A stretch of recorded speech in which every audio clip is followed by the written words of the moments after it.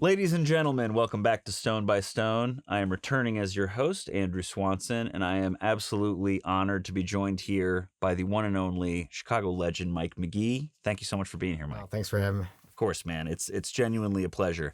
I'm going to start things off with our audience with a very minor monologue that I hope won't be too embarrassing for you. But my actual introduction to the game of soccer, like for many people who found it at a later age, was FIFA, specifically FIFA 15. And my team, obviously, knowing nothing about the game, was the Chicago Fire. And I'll tell you what, you and I scored a lot of goals that summer, man. We scored a lot of goals that summer. Was that 2013, I'm assuming, or hoping? I think so. Yeah, FIFA 13. That must have been what it is. Yeah, or 2013. That was my good year. Yeah. That was the year. So this was that the year prior to the. Well, that was your MVP year. MVP. That's the one you're referring to. Your good year. I didn't play MLS video games. MVP, So, yeah. Mike Magee, everyone. Yeah. Anyway, I just want to say. Spent a lot of really, really great memories in the last decade, returning to that specific FIFA, now EAFC or whatever game. And, I just want to say it's an honor to have you here because you've been basically my introduction to like what Chicago soccer even is. Like from the most subliminal version of my life to now being absolutely obsessed with it and knowing how important you are to this city and the game. So it means a lot to have you here. I'm done gushing, folks. I'm just going to move right into the normal interview now. So Mike, you've been playing and around the game pretty much your whole life, right? Tell me a little bit about growing up in Chicagoland and sort of what your sort of first memories of the game were and what made you, start to go down that pathway. First of all, thanks for the great introduction. That was, No problem. I don't get too many kind words anymore. I'm just an old man now. So that was great. My introduction to soccer, I think it was my parents just wanted me out of the house, and that was the first sport you could play as a young kid. Mm-hmm. But my real best memories were playing for the Sockers with David Richardson, and Brett Hall, mm-hmm. And just working hard and fighting and scrapping and rolling up your sleeves. And that's really it. Mm-hmm. Was there the name Brett Hall? First of all, comes up all the time when I talk to Chicago athletes who have gone through this game. What's like a specific or like early Brett Hall memory that I can add to the Rolodex of ones that have been shared here? So my favorite story, the most impactful for me, was we were playing a game, and I think I might have been 14 or 15 at the time, and I thought I was God's gift to earth. Yep. Probably didn't track back a lot. In one game, I think I had 5 goals. We're up 5-0, and yelling at my teammates or something, and Brett comes on the field in a league game, which the refs are obviously kind of freaking out, and he's like, shut up. Yep. And he makes me get on my hands and knees and crawl across the field. So my parents are there and everything. Yeah. And I don't think you do that these days, but Probably at the time, not. at the time, it ended up being one of the most valuable lessons of all time. Because my second year, I got moved to midfield. Yep. Now I got to track all the time. Yep. And my DNA was so ingrained by 1 2-minute moment that I never let a runner go again. So, yeah, of course, man. I mean, that's the thing is you're right. There is a certain level that people are expecting now for coaches to stick with. But the truth, clearly made an impact on you becoming a pro, right? Yeah. Is that like that moment? I think I've heard you tell that story before. And that is like speaks a lot to what that sort of like old school Chicago gritty like mentorship style is, which is very old school, right? And I've heard a lot of people talk about their experience with soccer's that way. And the magic with Brett is, and for the listeners who don't know him, that doesn't sum him up at all. Right. He was the guy who, if you did something that was disrespectful to the team or whatever, mm-hmm. or something you needed to learn, he would do something like that, make sure you never forget it again. And the second I did it, he'd then make you feel like the greatest human being on the world, and he'd lift you up to make you feel like you move mountains. So right, of course. It was a process, and he had a plan that it worked with me, and it worked with a lot of guys. Yeah, absolutely. And like that's an important part of the story, right? Whereas there is the tough love, and then there's the emotional reward for having learned something, right? And like that's a really important part of, I think, a lot of people, because I think a lot of kids, and I was the same way, where you think you're really good at something, and you're a kid, so there's like the accountability of like, what if you don't pay attention to something else, you're sort of like, well, it'll be fine because I'm doing this really well. Having someone hold you to that standard of like, no, if you want to be really, really good, which you became, you kind of have to do that stuff. It kind of breaks my heart that they can't teach the kids the same way. Yeah. It's kind of, sometimes I watch and it's like this slow death where they're trying to teach a kid a lesson gently, and it's clearly he needs to be a little harder, but coaches can't really do it. So. No, they can't. And like there are obvious reasons for that, but I agree. There is something that the sort of like, we talk about it in Chicago all the time. There's like this grittiness here, and there's this like harsh reality to winters in the world here that is like something you have to process, and you have to be able to manage your way through if you're going to thrive here. And I think that's, an interesting lesson. I think obviously there are probably some coaches who go over the line, and that's why those rules exist. But that's an interesting story where like that's a clear example of something that would maybe be deemed as a little harsh now, but you were MLS MVP, so what are you gonna do? And I think Brett could read a room and knew. Yeah. I needed certain lessons that maybe another kid that maybe wasn't dreaming the same way I dreamed, and I don't think he would have done it to them. So I think he kind of knew I needed this. Yeah. And it trust me, it worked. Yeah, we've got a ton of story to get through for you. Your narrative through the game is pretty intense. What was the moment, like whether in soccer's or after that, where you were sort of like, okay, I'm starting to rise up through the environment here, and like I could really go places? Is there like a specific moment there? We played in the Dallas Cup when I was 14. We were the only American team in the final of any age group. And this was back when Dallas Cup was like massive. And I think in the semis we played like Wayne Rooney.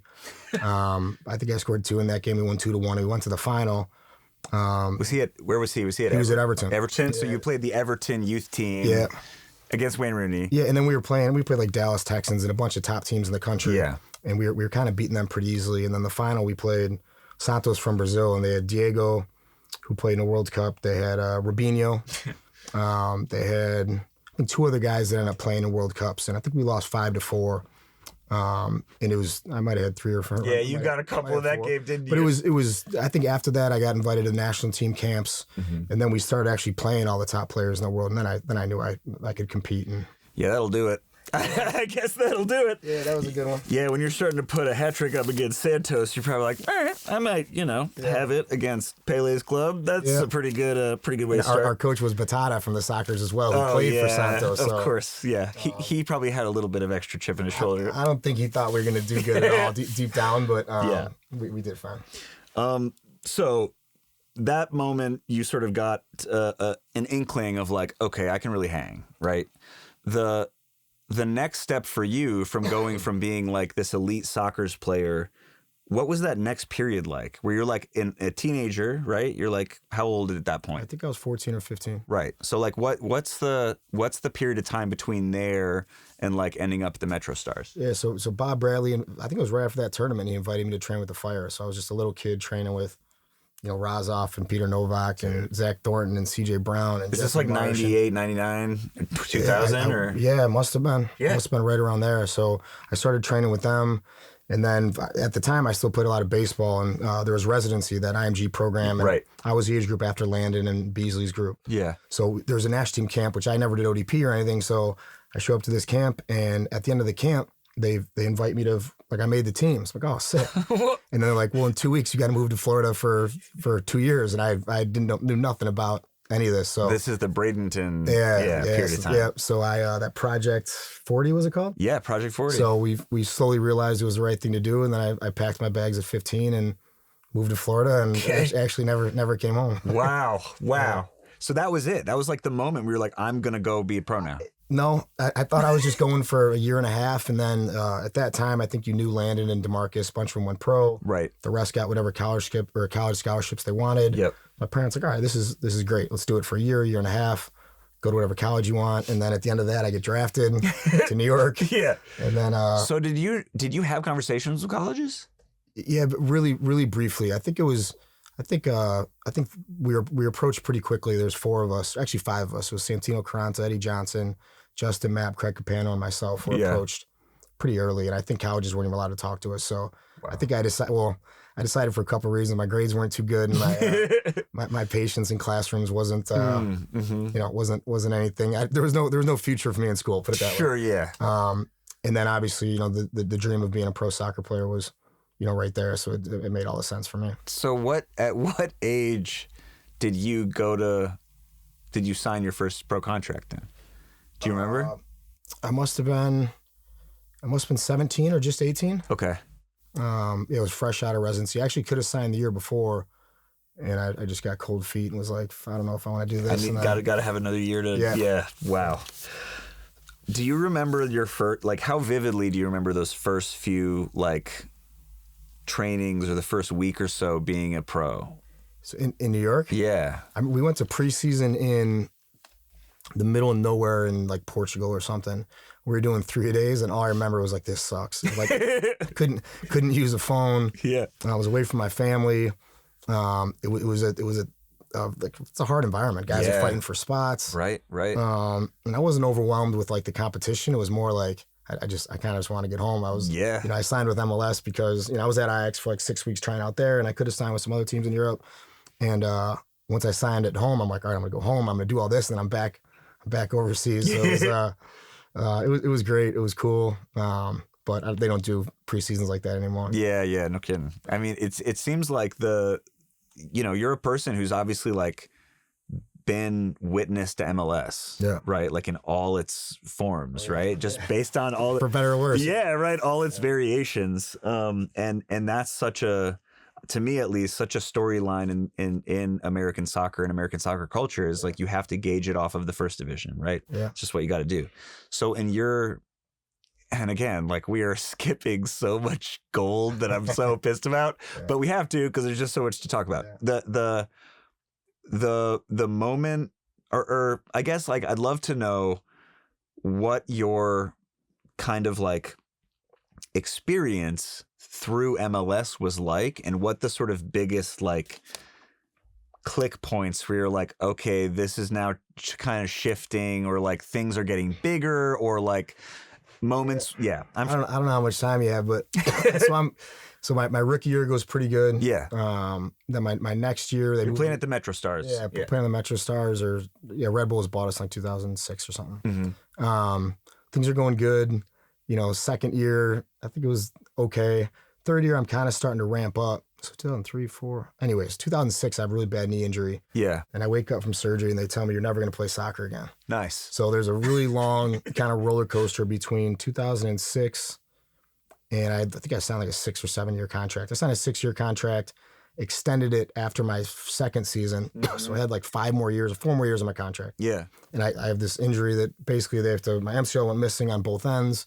They had to take a piece of my groin and just stitch on a new MCL. Yeah, that sounds pretty simple. I think I'm the only player in history that had that surgery. Yeah. So I kind of thought I was done. I was done rehabbing. And kind of towards the end, I was just messing around, whatever, with the Red Bulls, and contract expires. I'm done playing. Try to sign with the Fire. Told them I'd play for no money. I just want to be a locker room guy. They said no, so I'm done playing. Damn. And then Bruce Arena calls me maybe a month later, and he's like, hey, I want you out here. And I'm like, listen, I can't pass a physical. He's like, I don't give a shit.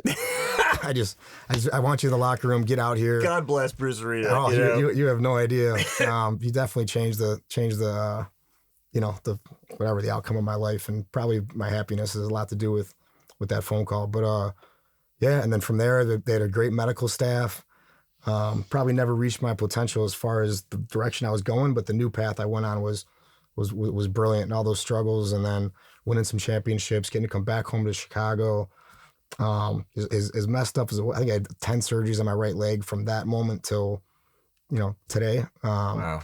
It was kind of beautiful and painful, and I learned a lot of lessons. You squeezed a lot of juice out of that leg, man. You really did. Yeah, I did as best I could. So. Yeah, that's amazing. And I mean, I obviously, everyone's probably very curious about the periods of time in LA and like the championships and playing with David Beckham and like that whole world.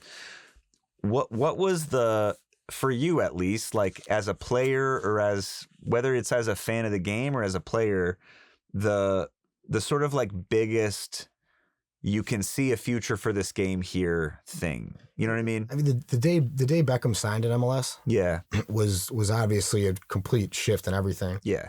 It didn't necessarily affect me in New York until we played against him there, but the day I signed in LA, it was like it was insane. It was like every stadium we played in was sold out. Yep. Everywhere we went was sold out. The fans were wild. We lived in Manhattan Beach. I think it was me, Landon, and Omar lived in Manhattan Beach, and everyone knew who we were. And it's probably what somewhat healed me and got me to rehab the way I rehabbed, because I'm like, I need this. Yeah. And I started playing, through injuries and actually going to the treatment room and trying to stay out of the bar as best I could. And, really just trying to be a part of the team. And it obviously blossomed into something great. But no, that experience it's hard to describe. Yeah, man. Like truly, I mean, Landon, Robbie Keane, Ashley Cole, Nigel DeJong, Stevie G.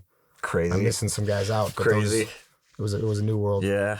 That's unreal. I mean, it is one of those moments, and we're sort of in one now, right? With Messi coming, like that's the sort of MLS 3.7 or whatever, whatever phase we're in. I think there is something really important about those like chapter moments, right? And like for you as a player who was able to experience so many different parts of the game, while also like you said, like you'd never been to an ODP before when you were called to the US, and like when you'd never been to an ODP in Illinois, but you got signed pro instead of going to college, right? So like that's just such a unique kind of like perspective to have on the whole thing. I didn't know a ton about all those surgeries. Yeah. So that I mean, I'm sure we'll get to some of this later. Before we go on a quick break, when you came back to Chicago, you'd obviously had a pretty crazy experience in LA. You'd been away from Chicago for a long time, right? Like you hadn't lived here for a really long time. Yeah.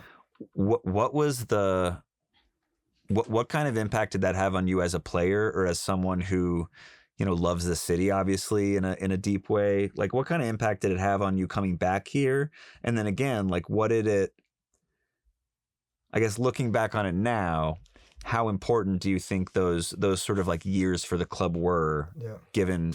I mean, first and foremost, I tried getting back to the Fire. Yeah, I heard like a ton of times. I was asking for trades in New York, and it was my dream. So, I think when it happened, I was so convinced I was gonna win an MLS Cup for the Fire. Like I knew when I came to the team, they had some clicking issues, but when I got to the team and I started training, Jeff Lorenowitz and Sean Johnson, and a lot of these guys were quality players that knew how to win. Yeah. So I knew it was going to be beautiful, but then we started winning. It definitely broke my heart. I think about it more than I'd like to admit, but we lost that last game in New York, and it absolutely crushed me. Yeah, my body was falling apart again. Yep. MVP was a great consolation, but I think once that pain of that loss wore off, and I got to kind of catch my breath and think about, I have 100 people at every game, my family and friends. Yeah. They got to watch me at, close to my peak or playing good. And it was kind of like my full circle moment, almost like, and I didn't think it at the time, but that was kind of, I should have just retired right then. Sure. I think I had a couple more surgeries, and but that was it for me. And I'm glad I went back to LA. I'm glad about everything, but that was just chasing that moment of like, my family being there, watching me, being proud of me, going after games in the parking lot. And like that was it. That was man. That was it. That was done. Mount Bridgeview in the distance. Yeah. Beautiful stuff, dude. Yeah, of course. Absolutely. Well, yeah, we're gonna take a quick break in a second. But as sort of a last question before we do, what are you sort of most excited about for soccer in Chicago specifically? And I guess I say that knowing, we're going into a World Cup year. We don't have any games here, which makes sense in some ways, doesn't in others. We're in a big year for the game though, right? And so like, what do you sort of envision or hope for the game here in town as someone who sort of started here and then returned and so on? There's only one thing I'm thinking about. It's the new stadium. Yeah. That's really it.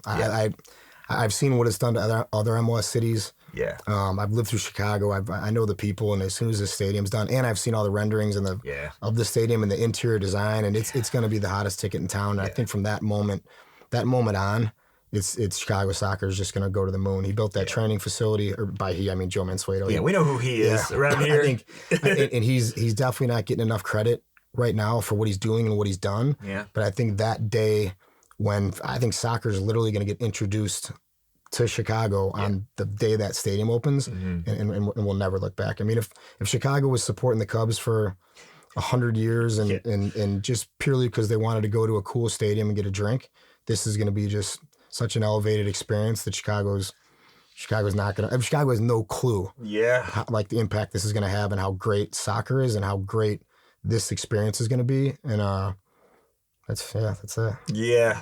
Pretty cool. It's going to be pretty cool. World Cup will be cool too. Yeah, World Cup will be cool too. But you're right. I think you're right that the moment that actually becomes available to people in Chicago, and they get in there and they walk up to it, and they're on the river and like all these things, I think that to me, like the only like real way that you can get a first tier MLS Chicago team to feel sort of authentic and real, at least to me, is that it is like right in the middle of everything. Yeah. It's got to be right in the middle of everything. It's crazy how often people will say to me like, oh, it's a shame. Only Chicago people. It's a shame MLS isn't like going like this. And I'm like, you have no idea. Yeah, I know, right?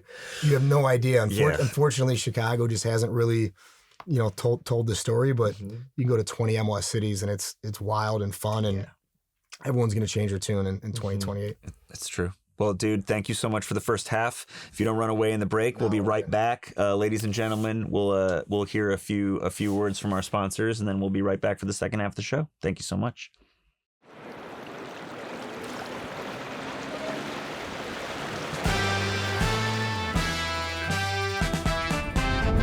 Eight years ago, we were just an idea, a distant dream for togetherness, joy, and triumph. We did not inherit a dynasty. We did not arrive with airdropped riches and fanfare. We began with a foundation of belief and a shared commitment to build something. Something authentic, something necessary. We're building this club the only way we know how. Stone by stone, brick by brick, goal after goal after goal. Now the foundation is set. The structure's sound. We can hear the music of the side streets and the rhythm of Lake Michigan as we give our community more Chicago to root for. Which is why we're proud to announce, for the 2026 season, Edgewater Castle Football Club officially enters the national stage, USL League 2 and USLW League. We built together. Now we climb together. Onward and upward, always.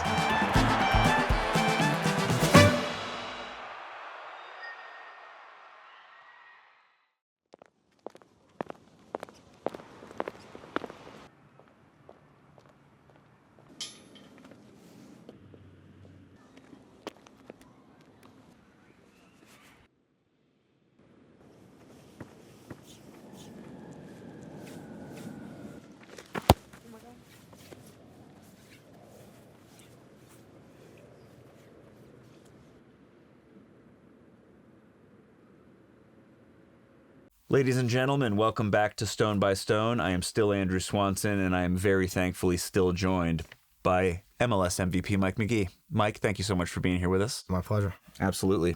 So we've talked a lot about your upbringing in Chicagoland. We've talked a lot about your incredible journey through being discovered as a talent, as a youth player, going to the Metro Stars, your sort of life through MLS. Again, I wish we had 3 episodes to cover just those things. Now we're going to move a little bit into sort of like your post-playing career, right? So I'm a big fan of spirits myself, and you now run Sneaky Fox Vodka. Tell us a little bit about how did that all happen? What's going on there? So, I mean, first and foremost, I think I just wanted away from soccer. I needed a break. Yeah. I had some friends starting a distribution company. I don't think the goal was ever to be the next Tito's. It was more to build a brand. Mm-hmm. We haven't started really executing that plan until maybe like a year ago, which some more stuff will come out this year. But we did a great job. Got a ton of exposure. A lot of people know the name. We started doing a whiskey. We're opening a place in Pilsen. We're looking at the youth soccer landscape, under the Sneaky FC umbrella. So we've done a great job of getting that brand out there, and now it's time to have some fun with it and see what avenues we could go down. Absolutely. The bottle's goal was always to be a talking point. Yeah. And we had thought, me and my business partner Relap, and we had thought spirits was a really cool way to get people drinking, laughing, exactly. talking about it. It was different. And now we'll see. Yeah, man. And I've like you and I have only very sort of subliminally gotten to know each other over the years. I started working at the Fire in 2019, I think, so we didn't overlap there at all. But I've obviously, like I said, been obsessed with you as a FIFA character at first, and then later as a person in real life. The entrepreneurship for former pros, right? Like that's a thing that people do all the time, and it seems like where it's like you've got to find some way to do stuff. It feels to me like the brand that you created that got very popular just out of the fact that it's a good brand and people like it and the name's cool and like there's the logo's great and like they enjoy the product a lot. Was it always a goal for that to be sort of the like catalyst of other things, or was it just like a place to go next? It was always gonna be a catalyst of other things. In the beginning, it was just a whiskey. I had no clue whiskey took, 4+ years. Yeah, sure. So vodka was quick. So that was easy. The vodka started doing good. So then we kind of postponed the whiskey, let it age longer. But it was always a goal to do other things. Whether it's we've always wanted to open this place in Pilsen, which is like a street soccer meets alcohol tasting meets just culture vibes, which we're opening I think in like 2 months. But no, is that under construction right now? Most of it's already done. We just got to finish the street soccer field. That's what I saw the drawings of. Yeah. Ooh, y'all. Yeah, Chicago. I am so excited about that. So am I. It's been a long time coming. We've had a lot of pushback on certain things, but I think now everyone sees the vision and we just want to make soccer cool. I think it's a lot of people have. There's a lot of great bars. Mm-hmm. We want to create a place where we can play some soccer and hang after and just hang with great people. So can't wait. That's coming. Me neither. Cannot wait. Is there a name for it yet? Do you know yet, or you got to keep it under wraps for a little bit? So there's 2 parts. Where we'll hang after soccer is called the Sneak Easy, a play on words with Speakeasy. And then the soccer field, I can't tell you yet. No, that's fine. We got some killer partners that we're throwing some names at them to think of something cool to call the field. So I'll come back on and tell you that one. Okay, well, you almost heard it here first, folks. But you just wait. That's super exciting. Sneak Easy is an incredible name also. So you also... which I know because this is like every summer, the coolest thing happening in the U.S. is the TST tournament. Yeah. So you've brought a team to TST the last couple of years. Based on the people on that team who I follow on social media and yourself and, just like all of the things that have gone into that, it just seems like the most fun fucking time I've ever seen anyone else have. The amount of FOMO that other Chicago soccer people have watching y'all's accounts during the summer is pretty extreme. How did the desire to do that come about? I had no desire to do it. Aleko Eskandarian called me. He's like, "Wait," we might have been one of the first teams that signed up. Yeah. And somehow he didn't really talk me into it. He says, "For $1 million, we'll help you." Blah blah. I'm like, "Okay, cool." Mm-hmm. It turned out to be like the most magical, almost like soccer saving thing for me because, like I said, everyone's got some sort of resentment towards the game, and mine was maybe injuries or just being away from home. And this kind of just reignited like soccer into my life, and I don't think I'd be doing really anything in soccer if it weren't for it. So every year we've collected great people. I think we're the only team in the tournament that focuses more on throwing events and making it fun, and doing things outside of soccer opposed to trying to win. We want to win as well, but I bring a lot of ex-friends that aren't necessarily as fit anymore. But like I'd rather lose with them than some guys I don't know. So totally. And y'all do well too. It's not like you bring a bunch of schlubs around. You got like all former pros on your team. And I more almost heard it here first. This year's gonna be a little different. We got some pretty amazing people coming, but I can't tell. Yeah, no, that's fine. We're gonna dangle all kinds of carrots in front of the audience for your return episode. Our first player signing would be big. Okay, I can't wait. I mean, I know you brought a lot of very good media talent on board to get some of those videos out. I mean, that's the thing is that like again, there is something about soccer and soccer culture that sort of like really lends itself to those kinds of artistic things, right? And like, Drew is a great example of a guy who sort of like has now found his niche in this world of like music and parties and house music and that whole dance world. And again, that's another thing that to me now feels very intrinsically a part of the game, kind of, right? So Drew Connor's a beast. So he's my partner as well on the Sneak Easy stuff in TST. Yep. And he basically does everything, like designing the jerseys or the vibe and the feel and the content. Yep. And Yeah, he's been an absolute rock star. So if it weren't for him, this wouldn't even happen. And then he's going to be a part of the Sneak Easy as well. So yeah, I mean, him and I will be there on a daily basis, playing and hanging. And I wish every friend of mine the energy that Drew Connor seems to have. It's incredible stuff. He's a rock star. Yeah, man. So you're going into TST again this year. You're opening this place. Yeah. Your whiskey's out.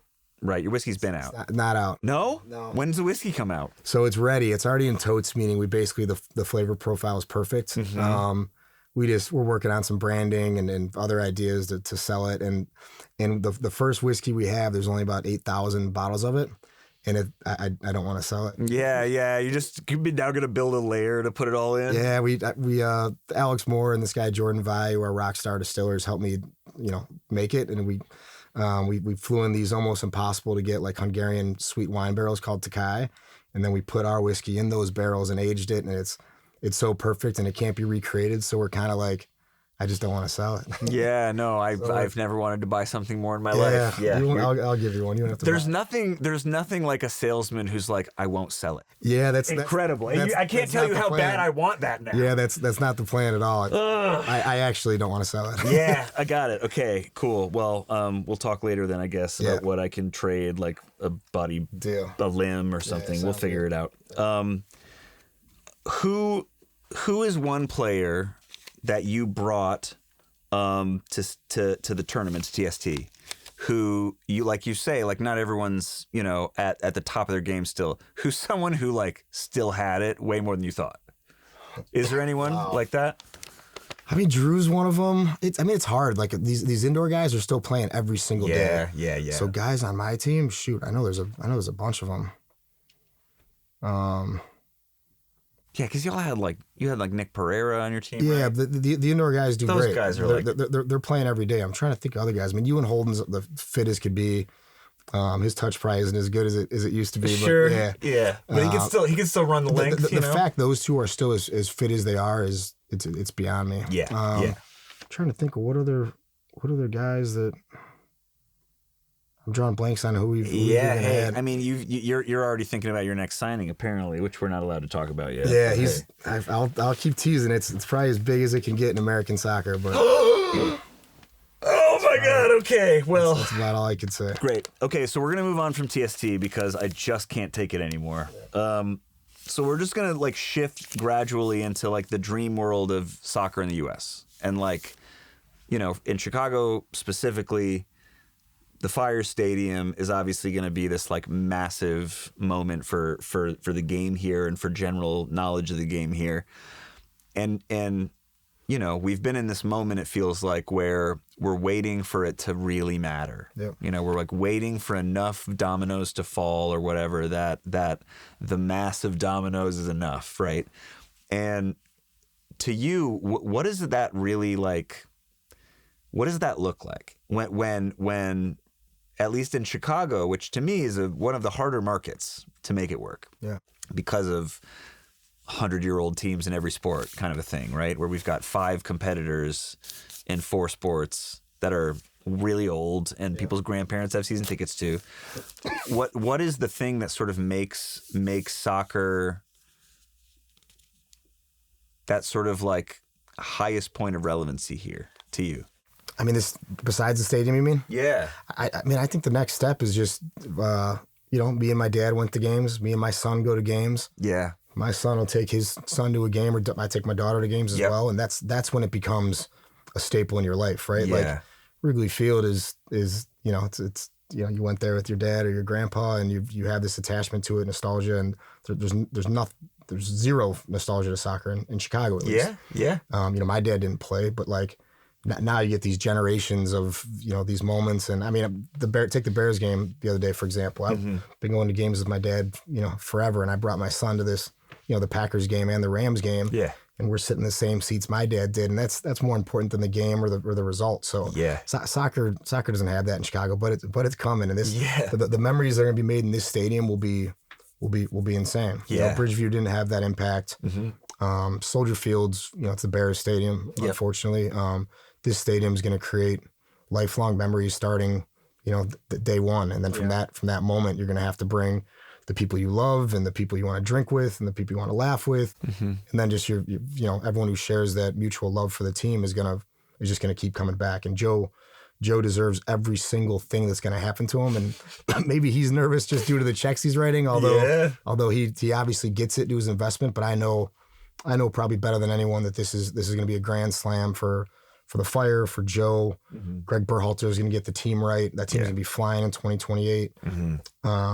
So I have no money invested, so I'm just so excited and confident that it's gonna be life changing. Not to mention, I'll get to bring my kids and say, "This is the team I played for." Going to Soldier Field, it's hard bragging about. You don't necessarily want them to bring all their friends. And they're like, "Huh, this is cool." And right, exactly. The Messi game, I could say I played here, but this stadium will change. Will change everything. Yeah, and it's made out of brick, which means it'll last forever. That's right. Which we love. Yeah. What are your predictions for the World Cup this summer in terms of 3 things? You obviously scored a lot of goals in your day. Who do you think is going to be the Golden Boot for the World Cup this year? Oh, man. I hate this question because it can only really be 3 or 4 guys, and I haven't done enough research to figure out like a sleeper. But it feels like a coin flip kind of thing, unless it's a sleeper. Let's go Pulisic. We got a nice and easy group. Oh, why not? Maybe he bags 3 in a group game. He absolutely could, know. dude. He could get like a brace here, brace there. Some penalty kicks. He could score 4 to 6 in the group stage. Yeah, absolutely. Maybe that's enough to carry him through. You never know. I love that. I love that answer. Where do you think the U.S. are able to make it? Or where do you think is their sort of not like dream scenario, but you're like, once again, in a just world, everyone's going to say the quarters. Yep. I really think they can get to the semis. Yeah. So like on paper, right? You got to win your group. Yep. Then you're going to get a 3rd place team. Should win that. Now you're in the quarters. Now you're in the quarters. Yep. So then that should be there's probably a round before the quarters, right? Oh, because there's so many teams. Yeah, that's probably the round of 16, I guess, right? So hopefully you got to win the group, so you get a game that's winnable where they're the favorites, right? Yep. So on paper, they're already now to the final 16. Yep. That's obviously going to be a tough game. Well, exactly. It's even further away as I'm saying it, but listen, we can beat everyone, and to be fair, we've always done better in games where we're not the better of the team, and sometimes don't have the ball. Yeah. We got guys that play in the Premier League in tough games, and if everyone's fit and healthy. I don't see why we can't make the semis. Yeah, and the entire country behind you.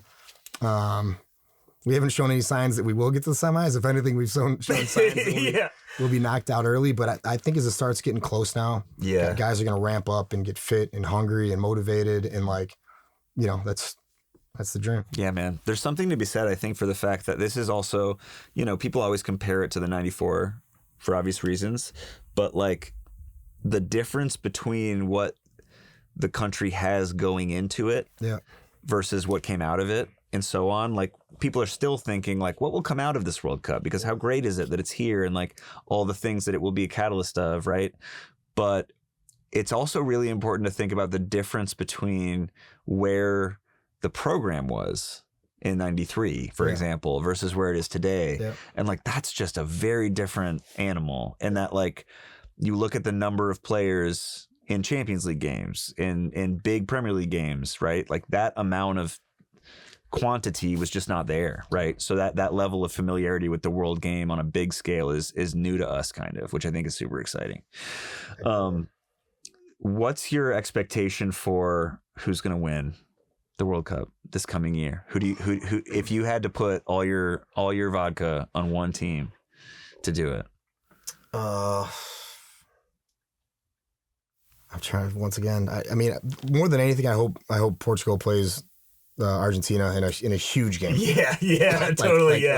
That's the world stopping game. I know I didn't answer your question at all, but like, totally. I think like the soccer gods might create that. Yeah. Who could win it? That would be great. Anybody who hasn't won it before would be killer. Yeah.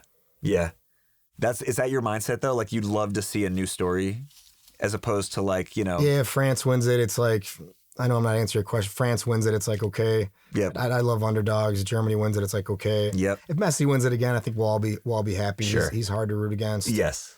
What other sleepers are there? Inform me. I mean, I think honestly, it's always going to be the big ones, right? The storylines around Messi, the storylines around France and Mbappe, and like that whole thing from last time. Right? England would be kind of wild, right? England would be crazy. England would be crazy, and I would like not love it. I support Scotland. I'm going to Brazil, Scotland, and Miami. Are you? That was the first tickets I got. Yeah. It's fine. No, I hope you have a really good time. Yeah, thanks. I put in. I could tell. Yeah. That's gonna be the biggest party in World Cup history. I just think like Ireland makes it as well, but that would be amazing. That was the only tickets I needed. Yeah, that game is to me like. If I could just be a fly on a wall in any city for any 24 hours, it'll be that one, because the level of like excitement and party and like in a way like the yin and yang of soccer cultures, which is like Scotland and Brazil, which are like equally 100% there, but polar opposites. That's going to be so fun. Yeah, I think so too. Yeah, but no, I think England is unfortunately like one of the ones that like they're scary. I would also love to see USA play England in a knockout game. That'd be sick. Once again, still not answering your question, but no, it's good. If we could get Messi, Ronaldo, USA, England, some just really good storylines and some upsets. Mm-hmm. Who knows? Yeah. What more could you ask for? Well, we've had. By we, I mean me. I've had a blast talking to you today, man. It's we for sure. Thank you. But like I said, you're a person. Like, this is a very full circle moment for me. We've obviously spoken on the phone and had some time talking about the game together. But you're a Midwest and Chicago icon in the game, and I think that this is a game, like you've alluded to, that has a ton of growing to do and a ton of story to continue writing in Chicago, which is a really exciting thing, especially in a sports town that has so much like set history. Yep. So, we're in a moment, ladies and gentlemen, in which like a lot of things are yet to change and evolve. And I think being in a room with you to talk about it has been an absolute pleasure. And I can't wait to see all the things you're going to do. Yeah. And listen, thanks for having me. And I've admired everything you guys are doing for years. So I'm glad we connected. I don't know when we connected, but it was years ago. And it's just amazing. Like seeing as a kid, there's nothing cool like this, or guys like you doing cool stuff in soccer. And for me, it's amazing. So thanks, man. I know we'll do more stuff together, and I owe you some whiskey and I should have empty-handed. No worries. No worries. We do have a little gift bag for Mike outside, but we're not going to hold it against him. It's absolutely fine. I'll get something. Awesome. Well, dude, thank you again. It's been an absolute pleasure. Ladies and gentlemen, thank you so much for sticking with us. We hope that you enjoyed it, and we will absolutely see you next week. And we hope that you've enjoyed the show. Thank you so much, folks, and have a great night.